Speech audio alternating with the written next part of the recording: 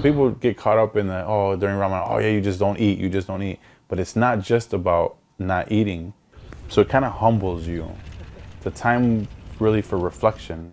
1 month out of the year for you to get yourself, your soul, your mind and your body, everything together in one thing.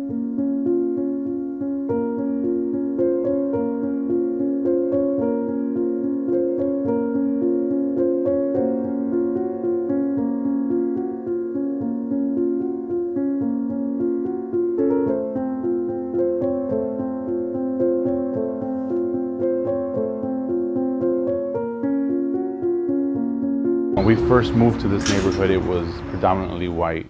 Not a lot of Mexicans, but then it all became Mexicans. Anywhere you go, it's like white neighborhood, Mexican neighborhood, black neighborhood. So we kind of never really intermingle with each other.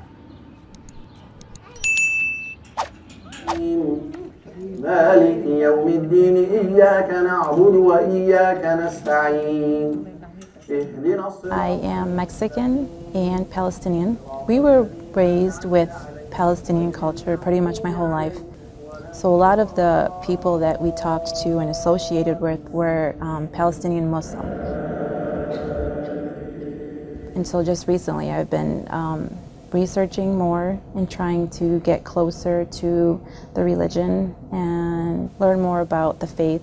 The reaction I get among non-Muslims is they're surprised that I'm Latino and Muslim. The reality is that Islam is diverse and there's so many people converting to it, especially in the United States.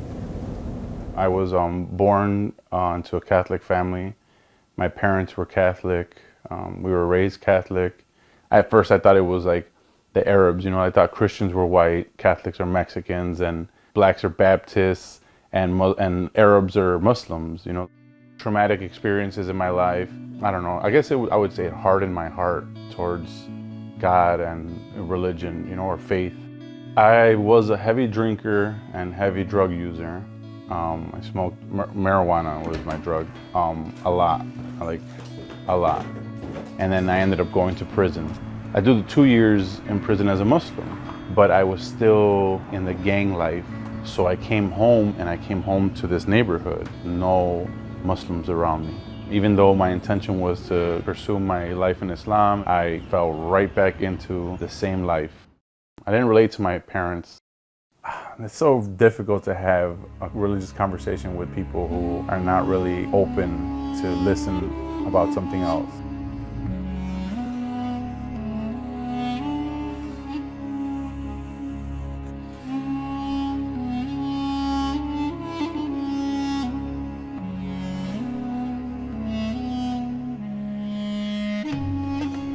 There's a lot of Latino Muslim people who converted to Islam, and because they converted, their families are mostly Catholic and they don't celebrate Ramadan.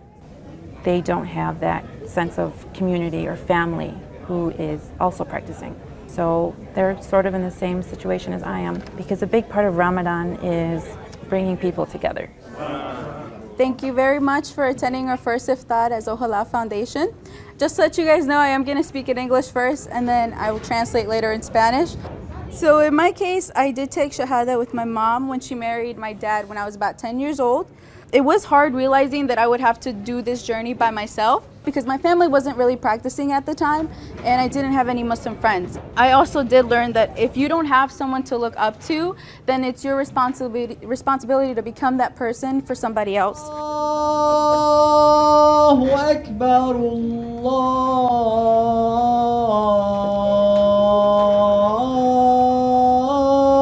Akbar. So I left in 2007, came home in 2009. In 2010, I went back to prison and didn't come home until 2015. I ended up catching a federal case. My minimum was 30 years and my maximum was life. But I remember that one day just asking God, like, man, help me. Give me something, some type of sign or something.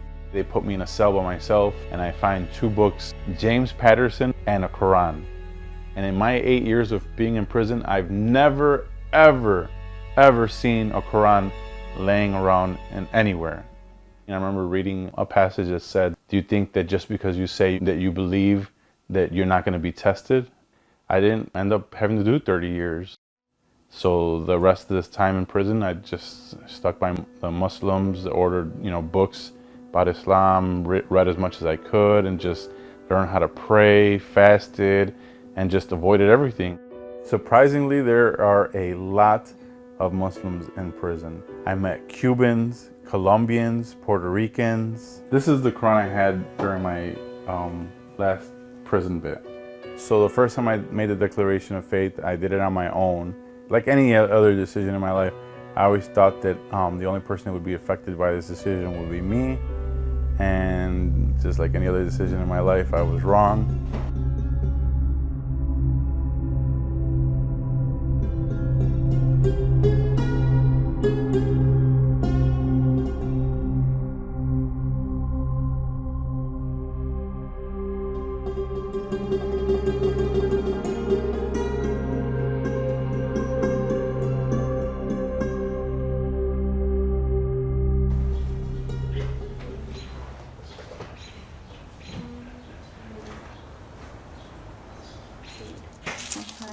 Is your mom more comfortable with you wearing the hijab now? Yeah, she still calls me crazy girl. You know, my mom tried on the hijab just to try it? to try it. She's a little bit more accepting now.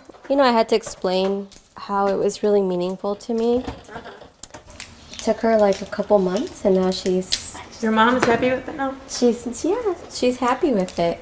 Did you feel like you had to wear it like right after converting? I actually wanted to wear it since I converted. My mom and my dad, because they're very Catholic, and I was just so afraid of their reaction. I guess they haven't seen anybody wearing hijab in Mexico. I walk and I go like this and I turn back. The guy goes like, he looked at me like, and then they went back and looked at me like, what's going on? And actually, when I was crossing the border, my cousins were like, oh my God, they're gonna think you're a terrorist. They might not let us in. The sisters have, I think, the hardest job of representing Islam, because they can't hide. The sisters that cover up, they can't go anywhere and not be Muslim. These are the thobes that I have. They're inside out because I just washed them. I have black, white, pinstripe gray. That's my business one. And then I have this one too, a dark blue. And as for me, it's like I can go anywhere and people just like I got a beard. There's so much Arabic and Islam in Mexican culture. Every image that you see of the Virgin Mary, Fatima, Guadalupe, anybody that you want, whatever you want to call her, she's always covered. Even nuns, which is so ironic to me that people always point fingers at Muslim women. Oh, they're oppressed. But it's like, well, a nun is not oppressed. She's completely covered.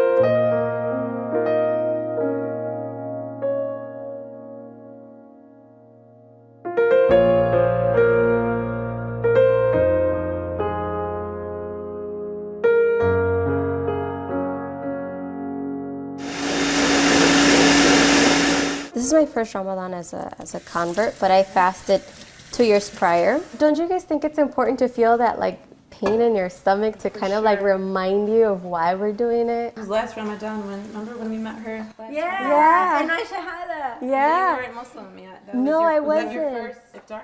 Yes, that was my first time.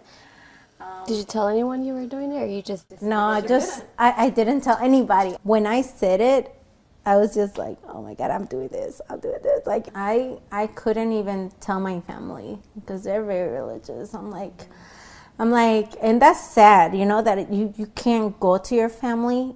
Here you go, take this one. Well, this is not authentic. No, porque no tenía cilantro. It didn't have serrano.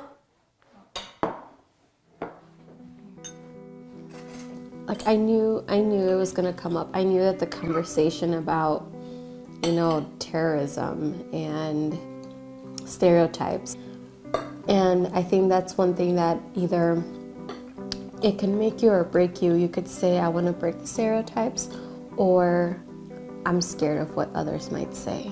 Those insensitive comments still continue after so many years, especially for women, because I mean, you see a man walking down the street and you wouldn't know that they're Muslim.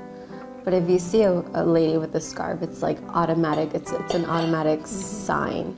I feel like we're more targeted sometimes, just because of the way we look. When people bring up the conversation about 9/11 or terrorism, and I'm just like, I don't know what you're talking about. If the real Islam is just so away from it, it's not even close to it, that you don't even think about it, you know?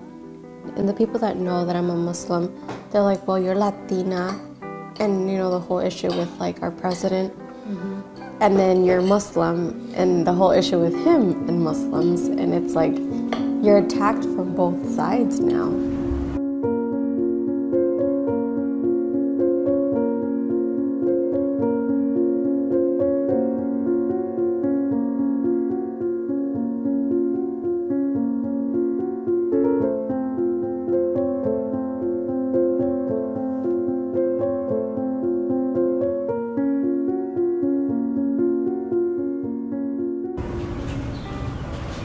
So people get caught up in the, oh, during Ramadan, oh yeah, you just don't eat, you just don't eat. But it's not just about not eating. So it kind of humbles you. It's a time really for reflection. 1 month out of the year for you to get yourself, your soul, you know, your mind and your body, everything together in one thing.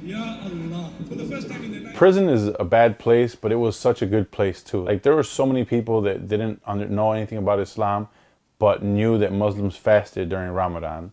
The first year I was out, they were having an event for the Eid, like for the end of Ramadan, and I went there.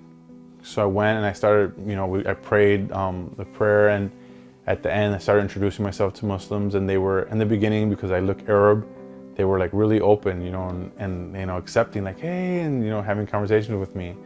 And then people's eyes started to wander, and they would say things to me like in Arabic, and I would be like, oh no, Mexican. And I remember that first time, it was like a horrible feeling, man. I felt so welcomed, and immediately everything turned around. And then they saw my tattoos, and then they were just like, oh, and then they get to talking in Arabic, and then it was like shunned. And I never felt so alone in a place where there was so many people. Horrible feeling. And I know I'm not the only person. There's other reverts that feel that way. Latinos were not really accepted anywhere.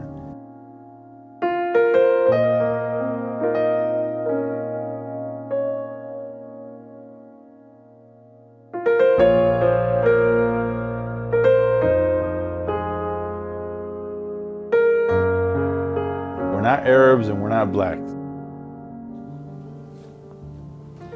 See how that tastes with honey, because these are pretty disgusting.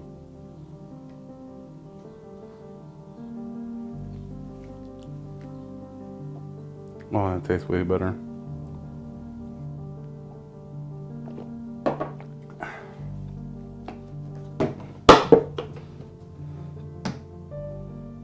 This Ramadan has been a huge, huge trial for me, between dealing with my injury before surgery, and now it was fighting between taking medication and not taking medication, and trying to fast and then not being able to fast.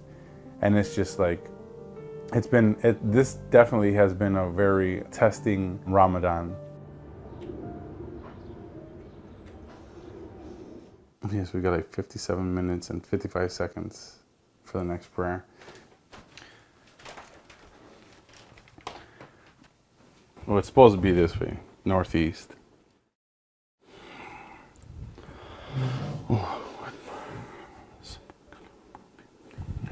My faith has been wavering. I have highs and lows, just like anybody else.